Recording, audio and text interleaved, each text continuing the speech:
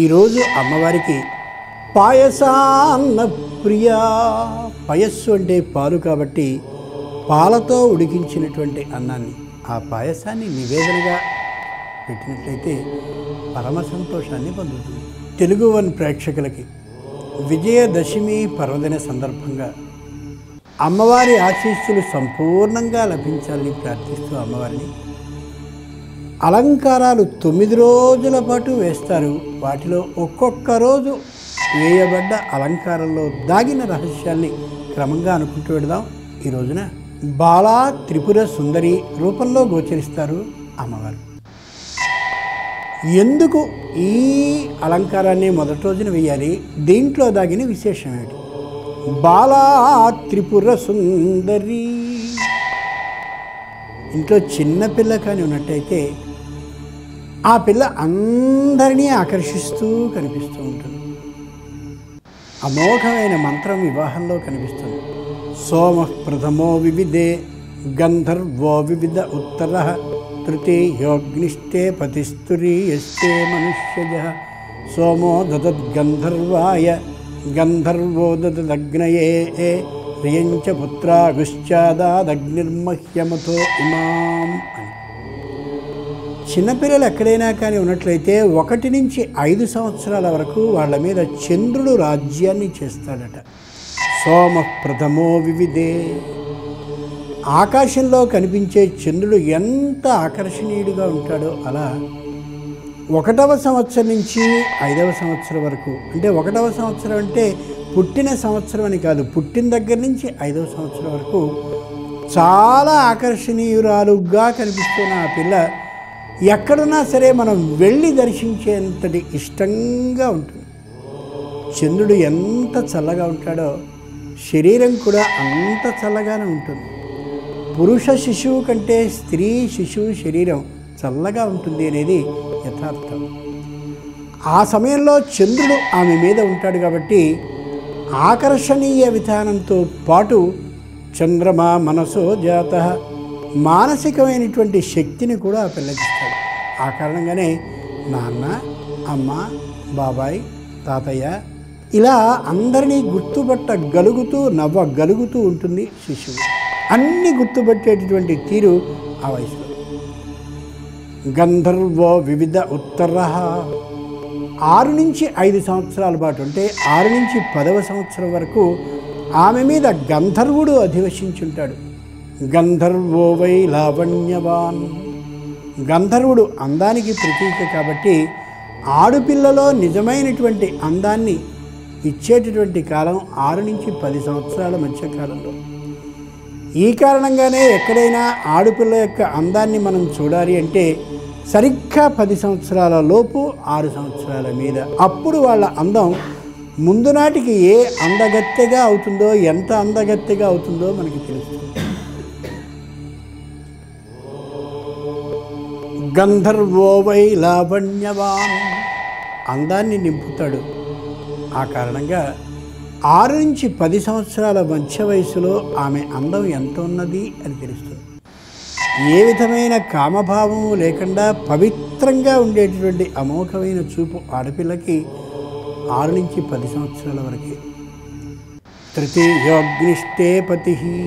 ఎప్పుడైతే 10 దాటి 11వ సంవత్సరం వచ్చిందో ఈ చిన్న మనిషిగా ఉన్న పిల్ల పెద్ద మనిషి అవుతుంది.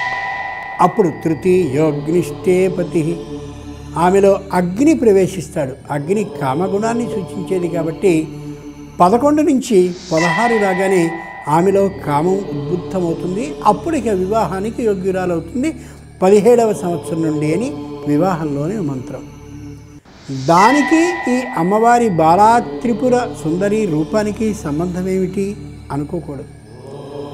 ఏ 6 నుండి 10 వరకు ఉండేటటువంటి ఆ 5 సంవత్సరాల వయసులో అమ్మాయిని బాల అని పిలుస్తారో సరిగ్గా ఆ వయస్సు రూపం కలిగినటువంటి అదే విధమైన రూపంతో అమ్మవారు మనకి ఆలయంలో కనిపిస్తారు. జాగ్రత్తగా ఆలోచించి చూస్తే మన చెల్లెళ్ళని అందరినీ కూడా, లేదా మన అక్కలందరినీ కూడా మన అమ్మ చక్కగా తలంటు పోసి ఆ చిన్న జడను దాన్ని వేసి ముఖానికి అద్దవలసినవన్నీ అద్ది మంచి బొట్టుని పెట్టి చెవులకి దుద్దులన్నింటినీ ఏర్పాటు చేసి మెడలో నగవేసి పట్టు పరికిని పట్టు జాకెట్టు వేసి జాగ్రత్తగా కూర్చోబెట్టి చిన్నదైనటువంటి పూల చెల్లును అలా పెడితే ఆడుకోవడానికి సిద్ధంగా ఉండేటటువంటి ఆ చెల్లెలు అక్కని ఒకసారి గుర్తు చేసుకోండి, ఎంత ముచ్చటగా ఉండేదో. అలాంటి రూపంలో కనిపిస్తుంది బాలా త్రిపుర సుందరీదేవి. అమ్మవారు కదంబవనిక ప్రియ. అమ్మవారికి కదంబవనంలో ఆడుకోవడం చాలా ఇష్టం. అంతేకాదు చంపకాశోక పున్నాగ సౌగంధికల సత్కచ, సంపెంగ పువ్వులు కానీ, అశోక పుష్పాలు కానీ, సుగంధ పుష్పాలు కానీ, పున్నాగ పుష్పాలు కానీ ఇలా ఉండేటటువంటి వనాల్లో విహరించడం, వాటి సువాసనని అనుభవించడం కూడా అమ్మకి చాలా ఇష్టం. అంచేత అమ్మ బాలా త్రిపుర సుందరి రూపంలో స్వచ్ఛమైన అందం కలిగినటువంటిదై 6 నుంచి 10 సంవత్సరాల మధ్యలో ఉండేటటువంటి రూపం కలిగిన ఆ పద్ధతిలో ఉండి కనిపించిన వాళ్ళందరికీ ఆకర్షణీయ విధానాన్ని కలిగిస్తూ ఉంటుంది ఈ మొదటి రోజున. రెండో విశేషం ఏంటంటే, ఏ మంత్రాన్నైనా ఎవరి నుంచైనా కానీ మనం ఉపదేశాన్ని స్వీకరించినట్లయితే ఆ రోజున మంత్రాన్ని సాధించేటటువంటి సందర్భంలో మన స్థితి బాల్య స్థితి. బాలా త్రిపుర సుందరి ఉపదేశాన్ని పొందినటువంటి మొట్టమొదటి రోజున ఏ సాధకుడైనా మంత్రాన్ని స్వీకరించినటువంటి వాడు బాలా త్రిపుర సుందరి ఉపాసనని చెయ్యాలి అనేటటువంటి యథార్థం తెలియచేస్తుంది ఈ రూపం.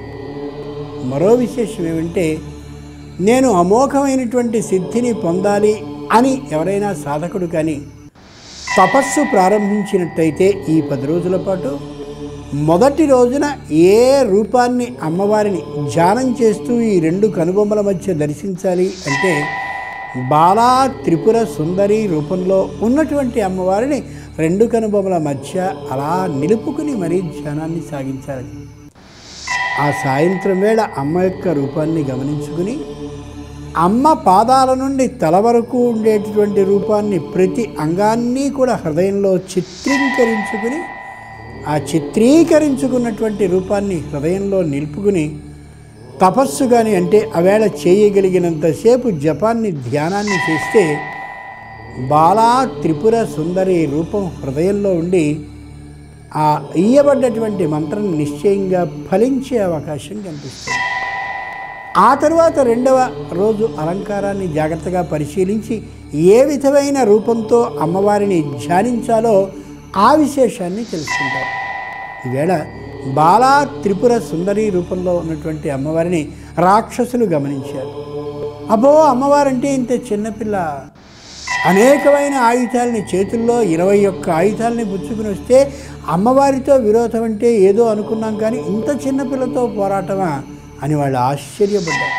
కానీ ఎంత చిన్న పిల్లగా ఆవిడ కనిపిస్తుందో అంత పెద్ద శక్తిమతి అనేటటువంటి యథార్థం యుద్ధాన్ని ప్రారంభించాక వాళ్ళకి తెలిసింది. దాన్ని బట్టి సాధకుడైన వాడు కూడా గమనించవలసిన అంశం ఒకటే, అబ్బే మరి 3 అక్షరాల మంత్రమేనండి ఆయన ఇచ్చింది అని 3 అక్షరాలు అంత గొప్పగా అవుతాయా అనుకోకూడదు. ఏ బాలారూపంలో ఉన్నటువంటి అమ్మవారు మహాశక్తిమతిగా విజృంభిస్తే అవుతుందో అలా ఈ చిన్నదైనటువంటి అక్షర సమూహం ఓ మంత్రంగా ఉంటే ఈ మంత్రాన్ని మననం కానీ చేయడం ప్రారంభిస్తే మహాద్భుతమైనటువంటి శక్తి ఇచ్చేటటువంటిదిగా అవుతుందనే యథార్థాన్ని ఆంతర్యం ద్వారా మనం గ్రహించుకోగలగాలి. అలాంటి బాలా త్రిపుర సుందరి రూపాన్ని అలా హృదయంలో ధ్యానించుకుంటూ మనకి ఇష్టం వచ్చినటువంటి నచ్చినటువంటి చక్కగా చదవగలిగినటువంటి బాలా త్రిపుర సుందరి శ్లోకాలని వేళ అమ్మవారి ఎదురుగా కానీ ధ్యానిస్తూ ప్రార్థించినట్టయితే తనని ఆరాధిస్తున్నారనే యథార్థాన్ని తెలిసిన అమ్మ అనుగ్రహాన్ని చూపిస్తుంది. అలాంటి అనుగ్రహం తెలుగు వన్ ప్రేక్షకులందరికీ కలగాలని మరోసారి పరమేశ్వరుని ప్రార్థిస్తూ రేపటి రోజున అమ్మవారు మహాలక్ష్మీ స్వరూపిణిగా కనిపిస్తుంది. ఆ అలంకారంలో దాగిన రహస్యాన్ని అనుకుందాం. స్వస్తి.